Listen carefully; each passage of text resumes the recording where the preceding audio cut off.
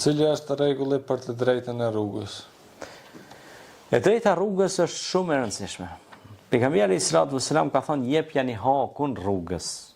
Kur ka thënë jepjani hakun rrugës, ka thënë kur je të hes në rrugë publike, për shembull jem të hes në 2 ose janë të hes 3-4 shokë tonë, nuk bën rrugë me piskat të madhe, me qit zëra, se i pengon njerëzit që janë të kalimtar, ose ka grashta të zana, ose ka fëmijë të vegjël që friksohen kur dëgjojnë të piskat, të bërtit. Mos e ngrit pra zërin, kjo është pra jepja hakun rrugës. Se pejgamberi selam ishte të kaluar rrugës edhe i pa u do shokët vet, ata bërtet që ne bëjshin zhurma, probleme, shamata, atë si lojë na bëjshin kështu. Si hajgore. Mirë po i tha jepjani hakun rrugës. Pse? Që do më thonë, mos bëni zhurmë, mos i shqetësoni qytetar, ose bashkëtarët, ose njerëzit që i rrethojnë.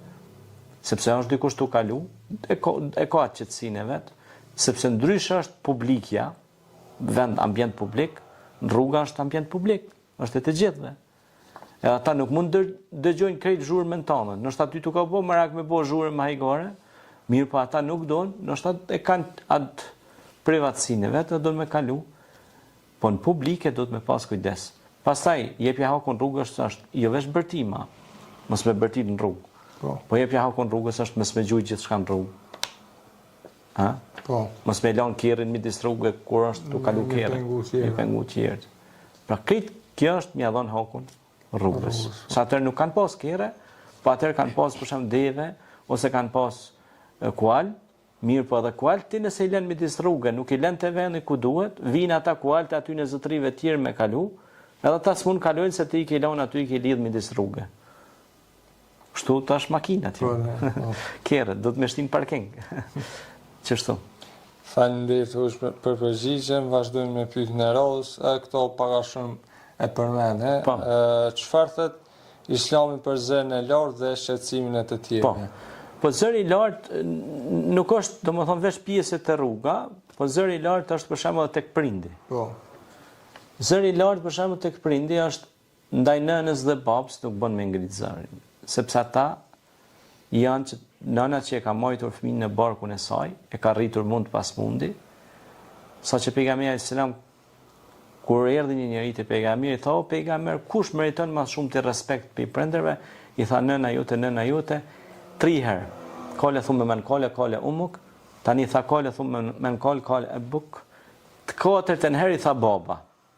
Për mi ja vendos kapokun gjithë kësaj pune. Pse tha baba në fund? Se baba është shtylla e shtëpisë. E nona është ëmsia, ngrohtësia e shtëpisë.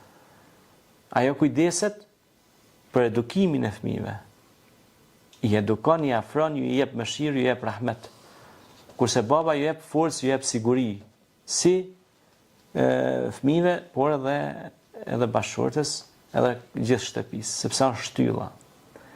Por duhet me kuptue se ngritja zërit tek nëna dhe baba ja u thën shpirtin atyne, i bën mundje keq shpirtnisht, e thot çfarë vladi pas na rrit që ma kthen fjalën. Prandaj e jonja është me fol me ta sikur me fëmijët e vegjël, me butësi, mos më ja u thyj zemrën atyne, se ata kanë sakrifikuar gjithçka për ne. Ata, pra nëna dhe baba, ka sakrifikuar gjumin e vet, ka sakrifikuar rrogën, punën, pasurinë e tina, ka sakrifikuar me të shkollu ty, mua, secilin prej nesh. Nona ka sakrifikuar jetën e vet në bark që na ka mujt. Ka mujt me vdek.